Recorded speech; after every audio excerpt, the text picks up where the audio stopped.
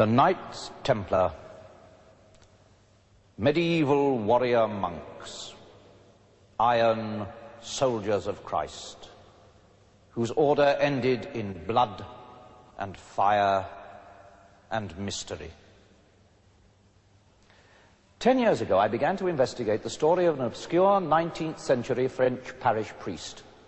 And in attempting to unravel that mystery, I found unexpectedly that the Templars had cast their shadow far beyond the confines of the accounts which you will read in the history books. I found myself following a line of inquiry which shed a new and startling light on these long-dead Knights of Christ.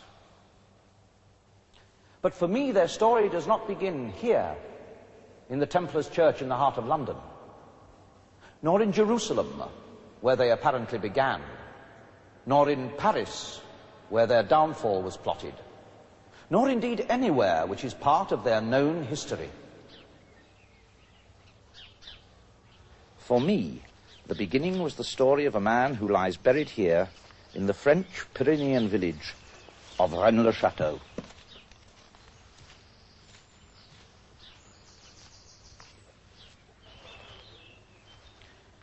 Here lies Béranger Saunière, priest of Rennes-le-Château, 1885 to 1917.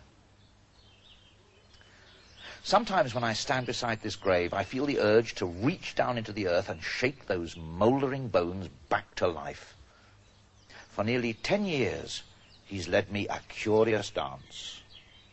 I've chased many a false lead, leapt to many a deceptive conclusion, been blinded by ingenious smoke screens, by clues strewn by him and others before him to conceal one astonishing and simple truth.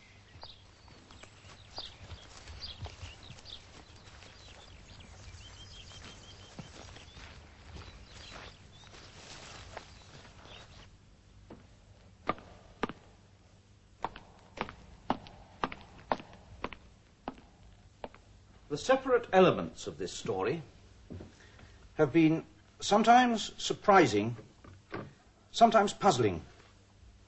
Sometimes they have seemed irrelevant, often disturbing, but never has a new fragment contradicted. I want to show you how the trail which I had to follow led in unexpected directions, how pieces which seem at first to have no connection fit together. But this time, I shall not begin with the obvious piece. Béranger Saunière and his village have always been central to this story. But in reality, he is nothing more than the fluttering banner which draws the eye upwards away from the towering edifice on which he is set. This time I want to begin with a part of the underlying structure. I want to move away from Saunière and his village of Rennes-le-Château. Not far, just 3 miles across the plain. There. The mountain peak of Bézu, once a preceptory of the Order of Knights Templar. Bézu, a few stones crumbling to dust on a mountain top, so far from the sound of a human voice that the past can echo undisturbed. But here those echoes are not dying. They resonate with gold and greed and mystery and with lies. The Templars, warrior monks of a religious military order who fought for Christ in the 12th and 13th centuries, who died for Christ, and yet who at the last were accused of many crimes, of denying Christ, of trampling and spitting on the cross.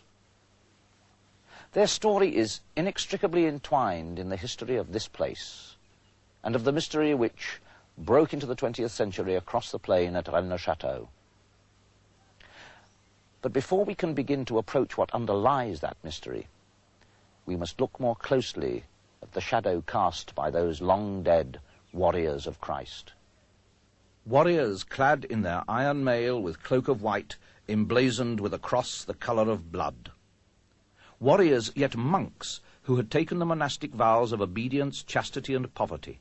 An immensely wealthy order, who yet were individually poor, owning nothing. One of their seals symbolizes their communal brotherhood, an order of fighting monks, sworn like other brotherhoods of knights, like the pilgrims, like the crusading noblemen, to wrest the Holy Land from the Muslim unbelievers who, in the eyes of Christendom, were desecrating the places holy to Jesus, to the faith of Europe. The earliest mention of their name appears to be here in the Chronicle of William of Tyre, written in 1160. He tells us that the poor Knights of Christ and the Temple of Solomon were founded in 1118 by Hugh of Payens. Hugh, with 8 companions, banded together with the idea that, as far as their strength permitted, they should keep the roads and highways of the Holy Land safe, with especial regard for the protection of pilgrims. 9 men undertaking the seemingly impossible task of policing the wild and perilous pathways of the desert. Only 9 men to protect the thousands of pilgrims and crusaders swarming into Palestine in those uncertain and dangerous times. With this plan, we are told, they presented themselves to the King of Jerusalem. He seems to have found their objective a worthy one, and placed at their disposal an entire wing of the royal palace, which stood on the foundations of the old temple. Hence the name Templars. Part of their home still stands. It is the women's wing of the Al-Aqsa Mosque, here on the Temple Mount. Within a short space of time, the king vacated the palace entirely, leaving it in the control of the poor knights. For 9 years, William tells us, the 9 poor knights pursued their objectives, admitting no new members to their order. There is, however, a total silence on what their activities actually were during those 9 years. All that we do know is that for some reason, apart from their mammoth self-imposed task, the Templars also found time to clear the centuries of rubble from this immense area, the stables of King Solomon, which stretch under a vast area of the Temple Mount. Word of the Milice du Christ, the soldiers of Christ, spread back to Europe, and in 1128 the Templars were officially recognized as a religious military order. No secular authority, no ecclesiastical power would hold sway over them. They were a power unto themselves, autonomous, owing allegiance to neither kings nor prelates, answerable only to the Pope himself. From strongholds outside Jerusalem, they strengthened their grip on the Holy Land.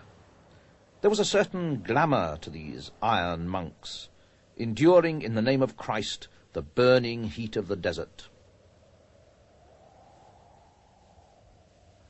In the 2 decades which followed, younger sons of noble families flocked to enroll in the Templars' ranks.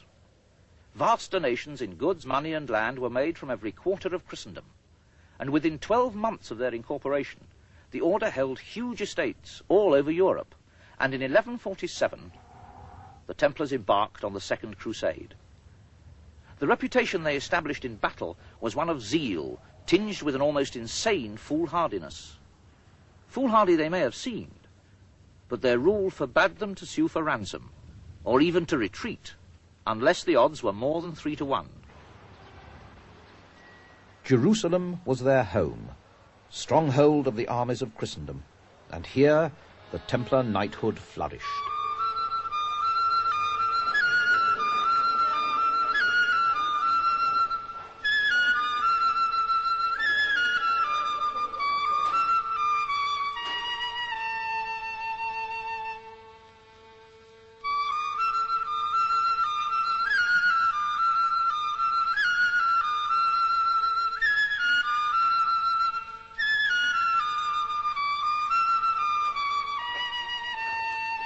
For a century, the power and influence of the Templars grew.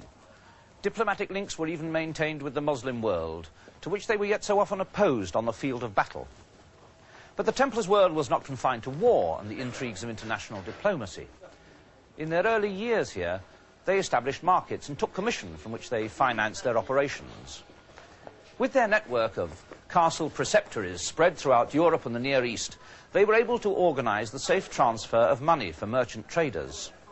Modern banking grew directly from the system instituted by these efficient and dedicated men. And they traded not only in money, but ideas. Their contacts with Islamic and Judaic culture made them a natural clearinghouse for new systems of thought, new philosophies, new sciences. Some people have even said that they brought the chess game into Europe. Bishops and castles, kings and knights. One can understand the attraction of this game for these ambitious, warlike monks. Checkmate. Shah Mat. The king is dead. And the Templars owed no allegiance to kings. At the dawn of the 14th century, King Philippe le Bel sat on the throne of France. The Templars were firmly established with a network of castles throughout his kingdom, but the Templars owed him no allegiance. Their fidelity was reserved solely for the Pope. Philippe had no control over them, and he owed them money, sufficient cause to spur a medieval monarch to action. Heresy was the excuse. The king's first necessity was to ensure the cooperation of the Pope. Through ruthless pressure and intrigue, he engineered the election of the Archbishop of Bordeaux to the vacant papal throne in 1305.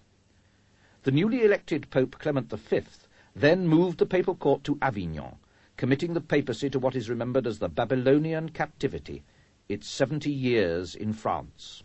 With the Pope in his pocket, Philippe exacted his payment for the gift of his influence, and that payment included the suppression of the Templars. At dawn on Friday the 13th of October, 1307, the Templars throughout France were arrested. Although Philippe's objective of total surprise seems to have been achieved, his prime target, the order's wealth, was never found, and what became of the Templars' treasure has remained a mystery. In France, the Templars were tried, and many were put to the torture. Strange confessions and even stranger accusations were made. Grim rumors began to spread. The Templars worshipped a devil called Baphomet. At their secret ceremonies, they prostrated themselves before a head which spoke to them and gave them some inexplicable power. Outsiders who chanced to witness their rites disappeared, never to be seen again. And they were accused of other things too, of teaching women how to abort, of sodomy. But most bizarre of all the charges to be leveled against these soldiers of Christ, who had fought and laid down their lives so valiantly in Christ's name and in his service, they were accused of denying Christ and trampling on the cross. Their treatment was without mercy. All were imprisoned, many were burned. And in a papal bull of 1312, the entire order was officially dissolved. But how did these knights, sworn to poverty, become the wealthiest and most powerful institution in Christendom? How did these dedicated soldiers of the faith come to incur the terrible charges of blasphemy and heresy which were levelled against them? Fascinating though these questions were, I began to ask myself if the mystery of the Templars was truly a part of my main task, the unravelling of the puzzle of the 19th century priest Béranger Saunière and his tiny village. I felt that the Templars had to be left to one side, unless I could find something more tangible to link their presence here with the fabric of the local story. True, there were links, but were they important? Important to the story of Saunière, the penniless priest, which I knew so well. The priest who began in poverty, and yet spent millions. Who made a discovery in his church of the parchments which hid secret messages.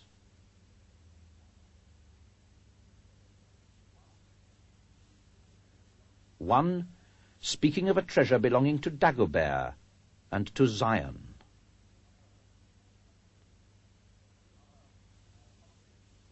And the other more complex, more cryptic. Shepherdess no temptation, to which Poussin Teniers hold the key. Peace, 681. By the cross and this horse of God, I complete this Daemon Guardian at midday. Blue apples. The message which led Saunière to the painting by Poussin of the supposedly imaginary tomb which yet exists in the countryside nearby.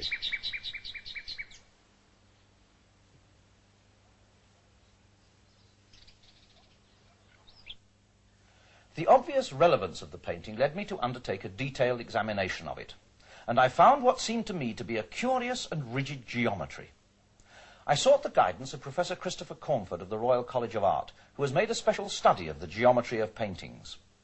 He found a totally unexpected and quite startling underlying structure, and it was pentagonal. The pentagon is formed by overlapping regular triangles, whose angles are 36 degrees, 72 degrees and 72 degrees, a five-pointed star. Professor Cornford suggested that if Poussin was saying anything, it was that pentagons and the angles of a pentagon were important. Perhaps I should look for them in association with Rennes-le-Château. Regular triangles. What possible connection could there be between geometry and the priest who found treasure in a sleepy Pyrenean village? Then I remembered that Rennes-le-Château is only one of 3 castles vital to this story. Blanchefort, Bézieux, and of course Rennes-le-Château itself. Each castle is on a natural mountain peak.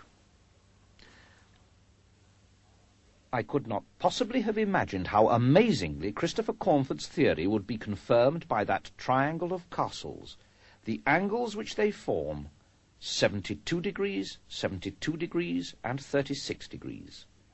Coincidence? The accuracy is astonishing.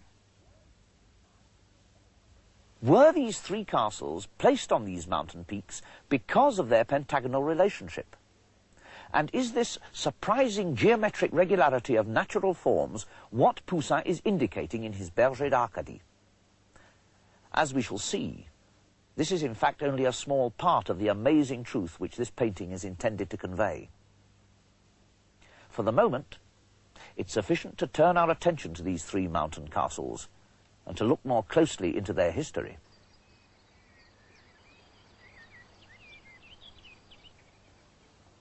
Blanchefort bears only the decaying, almost unrecognizable remnant of a castle. But that castle gave its name to a noble house, the Blanchefort family. One of them has left a faint mark on the pages of history. He was Bertrand de Blanchefort, 4th Grand Master of the Order of Knights Templar, who maintained a preceptory on that other mountain peak of Bézieux. The 3rd point is, of course, Rennes-le-Château, but the castle here has a history which reaches back into the past long before the time of the Templars. Remember now that first hint in the parchments that the treasure belongs to Dagobert and to Zion. Now Zion is Jerusalem, where the story of the Templars seems to begin. And Dagobert was one of the last kings of the Merovingian Franks. The Merovingians were not anointed kings, but kings by virtue of their blood, which was believed to have some magical, even divine attribute or quality. They were called the long-haired kings, and like Samson, their power was supposedly vested in their hair, which they could never cut. According to legend, they were identified by a distinctive birthmark, a rose-red cross.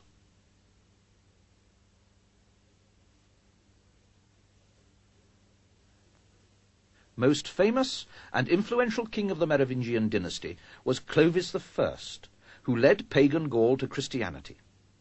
When Clovis was baptized at Rheims, he became king not only by virtue of his blood, but also by sanction of the Roman Church. But as so often happens, the rule of a strong king diminishes with his successors. When Dagobert II inherited the kingdom, attempts were made to keep him from his throne, and in the year 679 he was assassinated. His infant son Sigebert, now rightful king, was reputed to have died with him. But a stone uncovered by Saunière supposedly depicts the rescue of that child, who was carried to safety to the ancestral home of his mother, and that home was Rennes-le-Château. Here Sigebert grew to manhood, and through his descendants the blood royal of the Merovingians flowed on in gnarled and numerous family trees, nursing an accumulation of bitterness and rancour stemming from the betrayal of Dagobert and the loss of their rightful inheritance, the throne of France. And at last that blood bore fruit in the house of Lorraine. Godfrey of Boulogne, Count of Bouillon and Duke of Lorraine, was a direct lineal descendant of Dagobert II. And when, in 1090, Christendom mobilized to recapture the Holy Land and the sepulchre of Christ from the Islamic unbelievers, Godfrey was in command of the mightiest of the 4 armies which embarked on the crusade. When Jerusalem fell to the Crusaders in 1099, a mysterious group of religious figures convened. The identity of this group has eluded the investigation of historians. Its task was to elect a king of Jerusalem.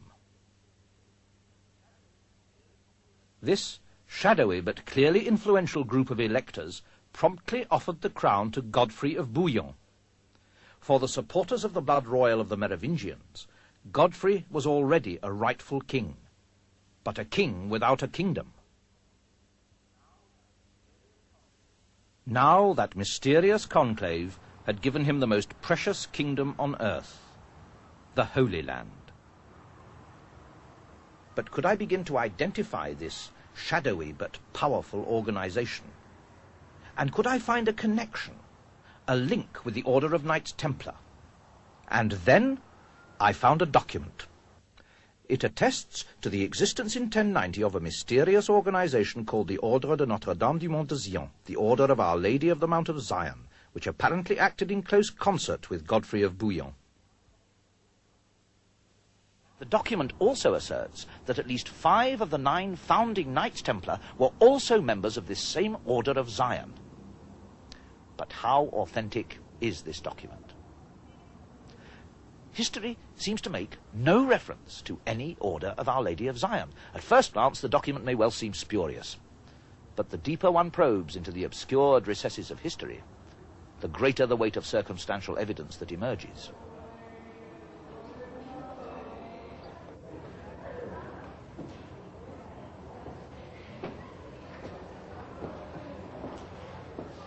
In 1099, Godfrey is elected King of Jerusalem. Immediately, here on the Mount of Zion, on the ruins of an ancient building called the Mother of all Churches, an abbey is built. It is called the Abbey of Notre-Dame de Zion. It seems reasonable to suggest that those who occupied the new abbey were members of an order which bore that same name. But reasonable suggestion cannot prove the existence of the order. However, documents do exist, dating from the time of the Templars, which are not speculative and cannot be disputed. One refers explicitly to the Abbot of Notre-Dame de Zion, and another cites the order in an elaborate transfer of abbeys and church lands. It is clear, then, that we are not discussing some fictional organization, but one which had an actual and documented existence. But what were its objectives? And why did it remain so carefully in the background? And what can be made of its links with the Knights Templar? Let us look again briefly at the early known history of the Templars, but now with this new knowledge held as a backdrop to the picture. The Priory's document insists that 5 of the 9 founding Templars were members of Notre-Dame de Zion, already established in Jerusalem for more than a decade. If I am right, Zion was the shadowy religious group behind the election of the King of Jerusalem. Perhaps I should look to the Church for a figure known to be associated with the Templars and who could provide the link. One figure immediately emerges from the shadows. The dominant Christian voice of his age was Bernard of Clairvaux, of the Cistercian order. The Cistercian monks were the purely monastic, non-military equivalent of the fighting Templar monks. Bernard drew up the rule by which the Templars were to live. Could he also have been concerned with the mystery surrounding the Order of Zion and their hidden involvement in the founding of the Templars, their offspring order?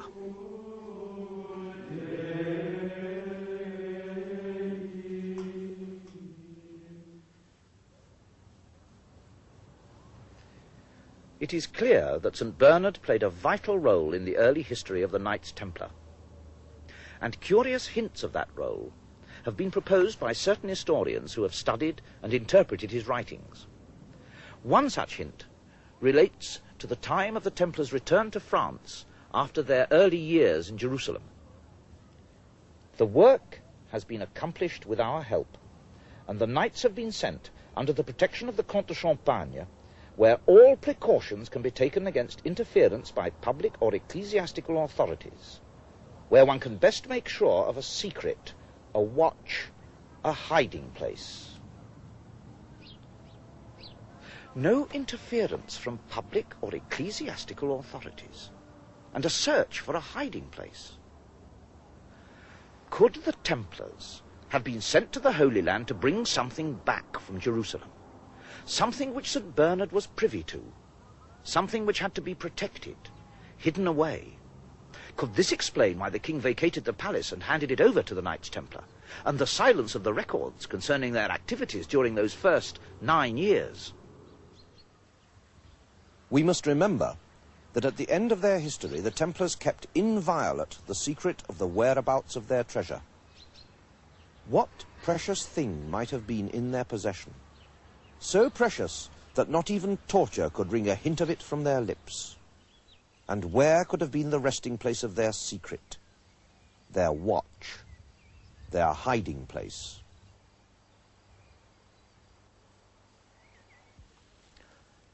On Friday the 13th of October 1307, we are told, King Philip succeeded in having all the Templars of France arrested. That statement, however, is not quite true. One group of Templars alone succeeded in escaping the clutches of Philippe's executioners, and they were the Templars of this preceptory of Bézieux. How did they escape, and why? The clue lies in the name of the commander here at the time of the Templars' downfall. It was the Seigneur de Gau. And the Pope, King Philippe's reluctant accomplice, was Clement V, who before taking that name on his election to the papal throne was Bertrand de Gau. Bertrand de Gau, whose mother was Ida de Blanchefort, of that same family who gave the Templars their 4th Grand Master, and whose lands spread out from their ancestral home there across the plain.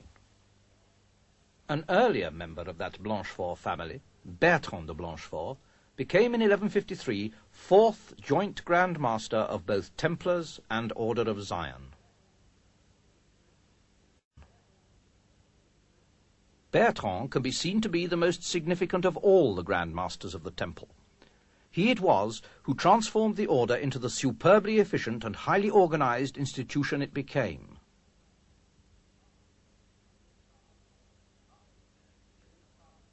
Thus, with their mysterious task accomplished in their early years, and under the influence of St. Bernard, the power of the Temple grew. By 1187, both the Templars and their parent Order of Zion were well established.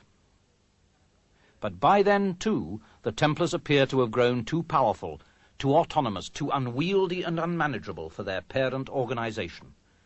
To the Order of Zion, the Templar Order may well have seemed a self-willed and unruly child. In 1187, the Grand Master of the Temple, Gerard de Riedefort, led his knights into a rash, impetuous, ill-conceived and disastrous battle outside Jerusalem, and the Holy City was lost. The documents of the Order of Zion refer to this action as treachery. And in the following year, 1188, the records refer to a separation between the two orders.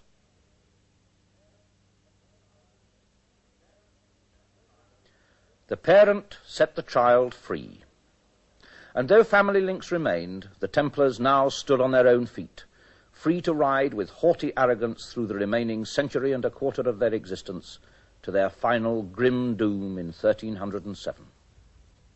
After the split, the parent order modified its name.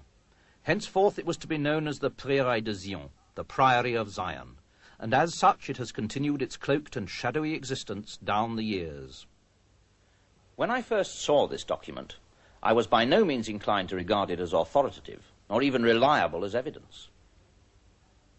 Among the information it contains is a list of the names of the Priory of Zion's Grand Masters after their separation from the Templars and up to the present day. Victor Hugo, Jean Cocteau, Leonardo da Vinci, Isaac Newton. Some of these names are so illustrious that the list seemed just the sort of grandiose pedigree that would be created for itself by a lunatic fringe body of eccentrics playing at secret societies. But it's all too easy to make assumptions and not to keep an open mind. Isaac Newton, one of the greatest scientists that England has produced. What could the Priory embody that would attract him and the other great figures on the list? All seemed to share some interest in the esoteric, the occult, in secret teachings, hidden knowledge, knowledge which at certain times in the past would have been heretical and highly dangerous. Leonardo da Vinci, great artist, great thinker, unorthodox in his religious beliefs. Robert Fludd, philosopher, physician, alchemist, unorthodox in his religious beliefs. Valentin Andrea, Rosicrucian alchemist, unorthodox in his religious beliefs.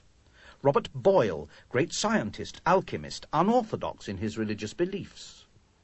Isaac Newton, great scientist, alchemist, unorthodox in his religious beliefs. Victor Hugo, writer, great thinker, unorthodox in his religious beliefs. Claude Debussy, great composer, unorthodox in his religious beliefs.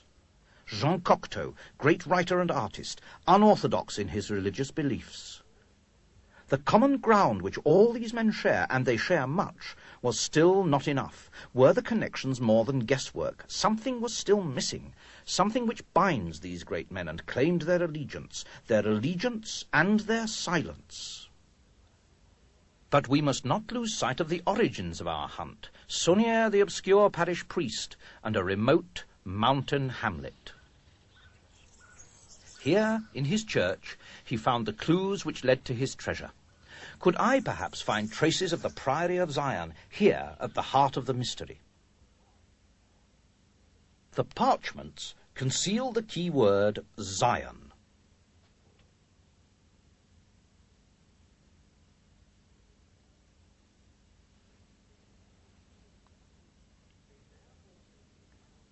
They bear also the initials PS. This must refer not to Jerusalem, but to the Priory of Zion, which calls itself also the Ordre de la Rose Croix Veritas, the Order of the True Rose Cross. And Saunière's imagery in his church repeats again and again the rose on the cross, the emblem of the Rosicrucians, who burst upon the world in the 17th century in the Rosicrucian manifestos written by Valentin Andrea, Grand Master of the Priory. The rose cross, which seems to echo the rose-red cross emblem of the Templars, birthmark of the Merovingians. The Rosicrucians. This should not be confused with the modern societies who concern themselves with mysticism and the occult, and who have chosen to adopt the name. If the Priory's own document is to be believed, there are, and only ever have been, 13 members of the Rose Cross, and these are the 13 senior members of the Priory. In his church garden, Saunière has left us another clue to the Priory's presence. This innocent-seeming memorial cross was erected in 1897. Here there is a simple and straightforward, pious phrase, Christus vincit, Christ conquers. On each side there is a similar phrase, Christus imperat, Christ rules, Christus regnat, Christ reigns.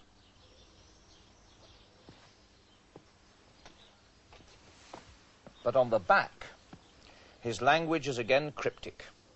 Christus AOMPS defendit. Christ defend what? AOM can only mean Antiquus Ordo Mysticusque, the ancient and mystic order. And PS is, of course, the Priory of Zion. Certainly the Priory's hand is at work here. But again, why? Why here? When Saunière found the parchments, he went to Paris. It was to Paris that I, too, had to go to find the mysterious Priory of Zion. The story seemed to stretch into a distant past through heresy and the Templars and murdered kings. And my researchers had uncovered a priory document of genealogies tracing a descent from the Merovingians and leading to a man called Pierre Plantard de Saint-Clair, in whose veins it seemed now ran the blood of the long-forgotten Dagobert II. After some natural hesitation, he at last agreed to talk about his place in this story. Monsieur Plantard, is there still a secret at Rennes-le-Château? Mais le secret n'est pas seulement à Rennes-le-Château. Il est aussi autour de Rennes-le-Château. Will the treasure of Rennes-le-Château ever be found? Ici, vous me parlez d'un trésor matériel. Ne parlons pas de trésor matériel. Disons simplement qu'il existe un secret à Rennes-le-Château. Il est possible qu'il existe autre chose autour de Rennes-le-Château. And how does Poussin fit into this story? Effectivement, dans le tableau de Poussin, il y a certaines révélations. Poussin est un initié. Il a donc construit son tableau en initié.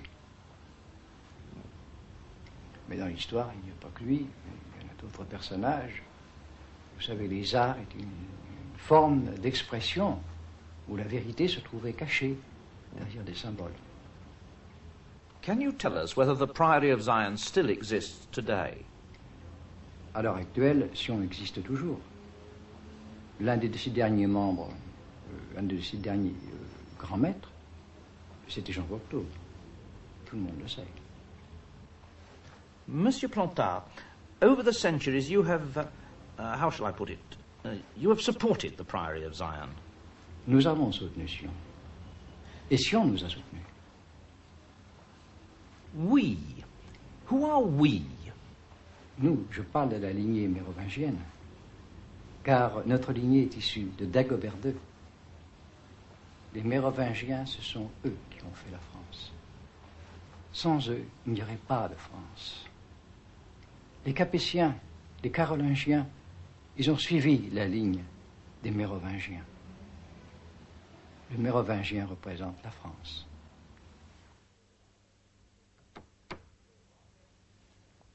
Le Roi Perdu, the Lost King. So strong and persistent a thread in French history and legend. But is this story really nothing more than an elaborate cloak of mystification to cover a futile attempt to restore a long-forgotten dynasty of French kings? How would we in England react to a similar attempt to restore a descendant of King Canute? With good-natured amusement, perhaps. Yet this centuries-long story of blood and faith and politics is not a light-hearted game. So much mystery, treasure, ciphers, heresies, so many intangible maybes. Yet underneath it all, a hard core of fact, of historical sense. Rennes-le-Château, where the son of the assassinated Dagobert was brought. Blanchefort, ancestral home of the fourth Grand Master of the Templars, Bertrand de Blanchefort. And Bézu, the preceptory which evaded the net when the Templars fell in 1307. Bézu, Blanchefort, Rennes-le-Château. Three castles locked together in a precise geometric relationship. Echoed in the 17th century by Nicolas Poussin in his masterpiece Les Bergers d'Arcadie, a picture in which Saunière took a great interest. But is there any reason to suppose that Poussin was involved in a secret other than merely the oddity of having apparently painted a landscape which the experts tell us he never saw? Well, in April 1656, Poussin had a conversation with a French priest. The priest wrote to his brother about that conversation, and historians have long been aware of that letter, which speaks of a secret that Poussin had, which kings would have pains to draw from him. Poussin most certainly had a secret, and I was convinced it lay in the Pythagorean pentagonal geometry with which he structured his painting of the tomb at Arques. But where were all these fragments of information taking me? Some unquestionably locked together. Some were obviously part of the puzzle, but their place in it was unclear. Yet another element was needed, a connecting thread, and that still eluded me. So far, I have shown that pentagonal geometry does manifest itself in the relationship of the three mountain castles which figure so prominently in this story. It's time to look at them again, to see if there is anything more to be learned beyond the fact that the triangle formed by these three castles has pentagonal angles. And this is where the story takes another unexpected shift. The accuracy of those angles is already sufficiently astonishing. But from here, it's possible to see that midway between Bézieux and Blanchefort, and blending against the backdrop of mountains, there is another hill feature. It is exactly equidistant from Blanchefort and Bézieux, and the angle formed by the hilltops is exactly 108 degrees, the external angle of a pentagon. We started from a triangle whose apex was Bézieux, and now we have 4 mountain peaks placed in precise geometric regularity. The odds against such a natural occurrence must be astronomical. But of course we can't leave it there. What about the 5th point of the pentagon? Well, there it is. The rocky ridge which blends against the mountainside behind. This time, nature lets us down by a few score meters. Were this structure man-made, it would be possible to forgive so small a margin of error. And even now, 5 years after I first found it, I still find it astonishing.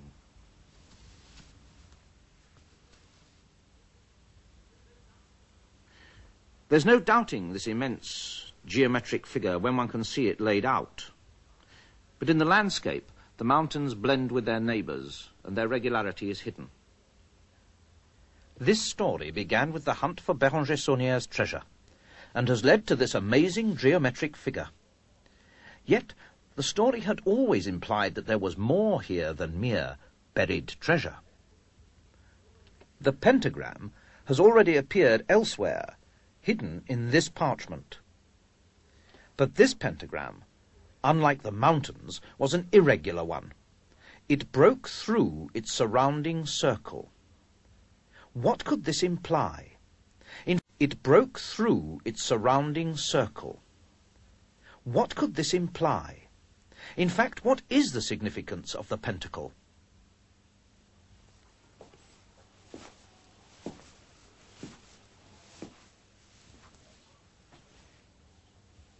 The magician uses a pentacle enclosed within a circle for conjuration. The surrounding circle is his protection. To break it is to allow the evil to enter. Is this what is being implied?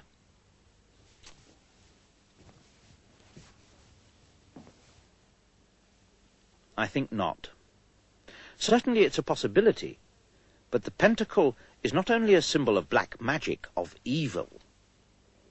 The shape seemed to be assuming an unexpected significance in my research into the history of the Priory of Zion.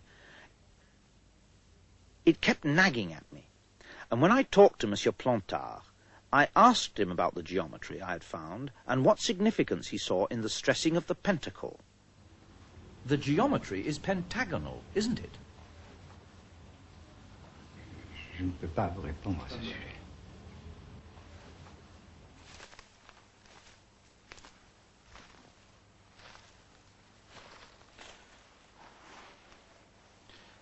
At that moment, Monsieur Plantard could have said, "I don't know what you're talking about," or even there is no significance.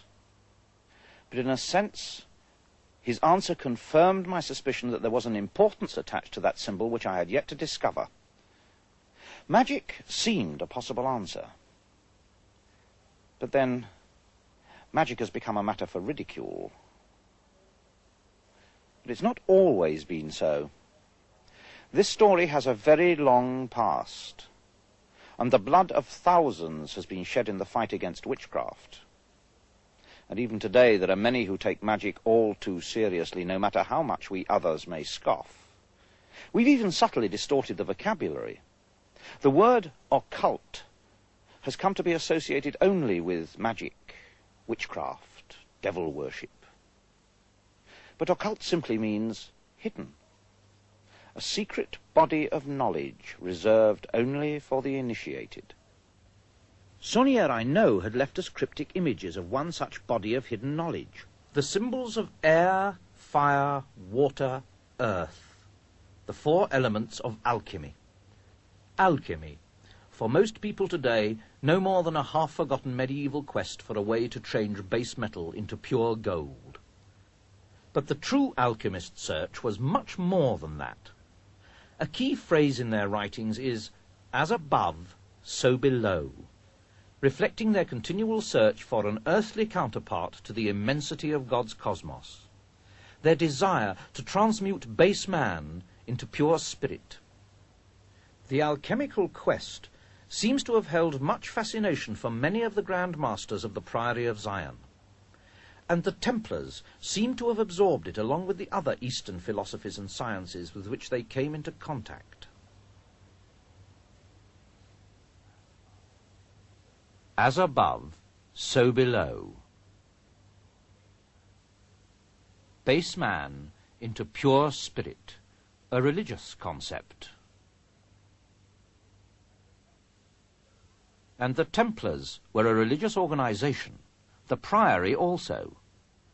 And Saunière the priest emphasized the religious aspect by placing cryptic imagery in his church, a church dedicated centuries before his time to Mary Magdalene, the redeemed sinner who was the first to see Christ after the resurrection. When Saunière returned from Paris with his newfound knowledge, he emphasized the importance of Mary Magdalene by naming the tower which he built with his newfound wealth La Tour Magdala, the Magdala Tower.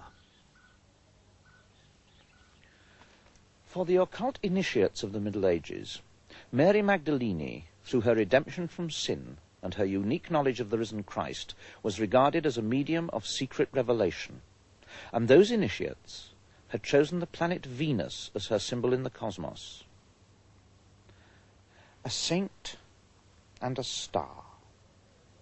The connection between them could only be fanciful, subjective, close to fairy tale. I could find no connection that seemed valid to me until I realized that I had to stop imposing modern attitudes on the thinking of those involved in this mystery. To come to terms with it, to begin to understand, I had to look at their beliefs, their interpretations, in their way, and not in ours. If we are to find a significance in Venus, then we must look at the planet as they did. And in the thinking of those who created this mystery, there was some connection between the pentacle at Rennes-le-Château, Mary Magdalene, and Venus. But how did the medieval mind view the universe? As soon as I began to work along those lines, I found exciting new answers to old questions stemming from the ancient belief that the Earth, and not the Sun, was the center of the universe. Each planet has its own pattern of movement around the Sun when seen from the Earth, and for medieval astrologers, those differing movements allowed them to draw geometric shapes based on the positions of the planets when they are aligned with the Sun. For example, Mercury in its orbit is aligned 3 times with the Sun, and the pattern formed by these conjunctions is an irregular triangle. Each planet makes a different number of alignments, Each forms its own irregular pattern. Only one planet forms a precise and regular geometric pattern in the sky, and that planet is Venus, the heavenly representation of the earthly Mary Magdalene.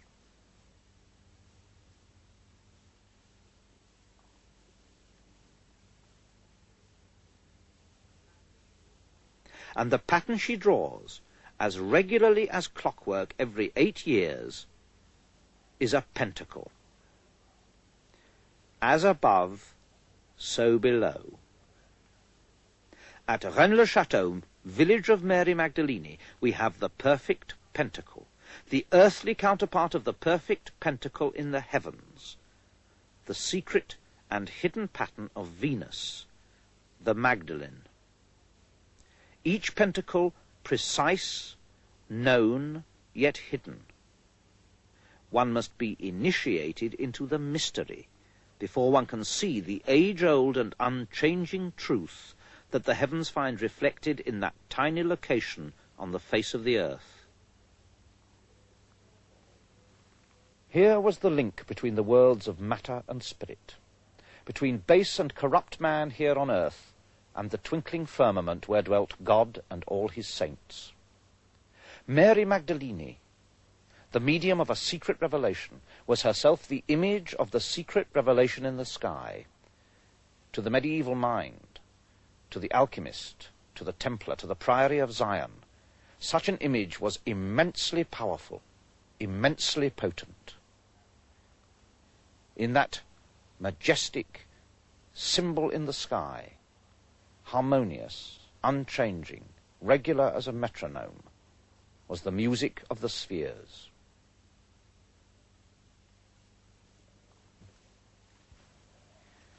"10 years ago I asked a question. Did Béranger Saunière really find a treasure? That led me into a hunt for the treasure of the Templars, and I found that their shadow obscured the Priory of Zion. 10 years of research into the obscure byways of history, 10 years of discoveries and false leads, of excitement and irrelevancies. But always there were the Templars, the Priory, Rennes-le-Château, and Saunière's immense wealth. Did he really find some long-forgotten hoard of gold? On balance, I think not.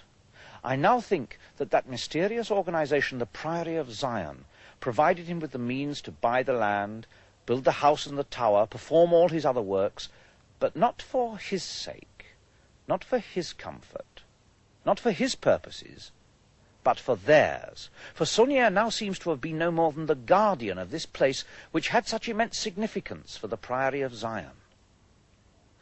The real treasure of Rennes-le-Château is not one of gold and jewels. The real treasure is a secret, the pentacle.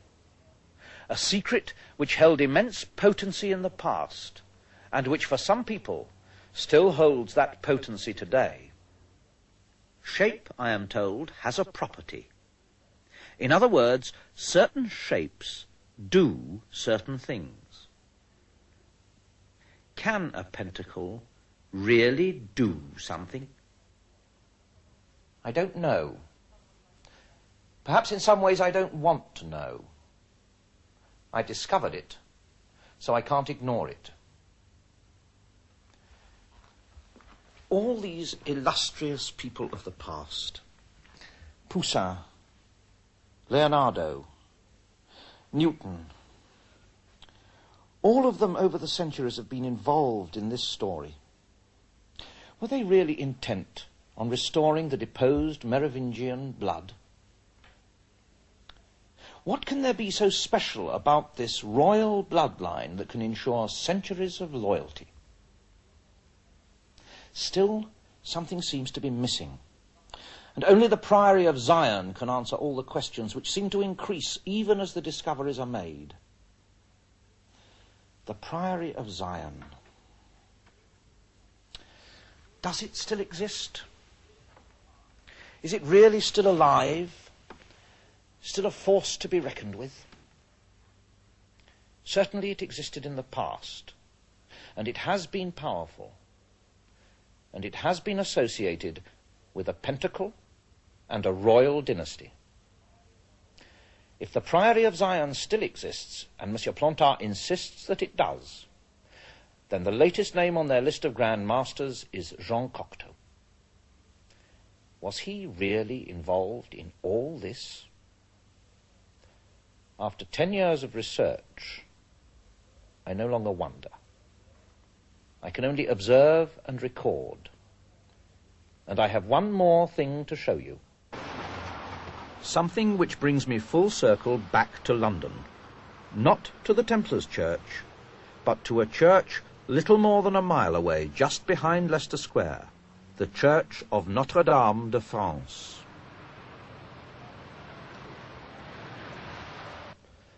Imagery, the currency of all artists, all painters. Here we are in a church dedicated to Notre-Dame. Bombed in 1940, it was restored and redecorated by artists from all over France.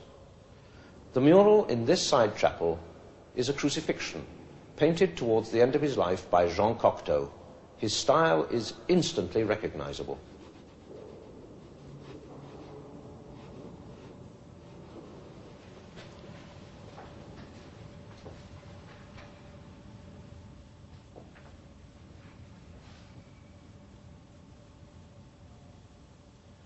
One of the clearest, the most recurrent images in our story has been the rose upon the cross. And here, at the center of his design, where the body of the crucified Saviour should dominate all, Cocteau gives us this. The Priory of Zion tells us that Cocteau was their Grand Master. For him and for them, this was an immensely significant symbol, the rose and the cross. Of course, finding it here could be nothing more than an extraordinary coincidence. For me, it is one more piece of evidence for a shadowy, centuries-old mystery, which is only now, slowly, finding its way back to the light.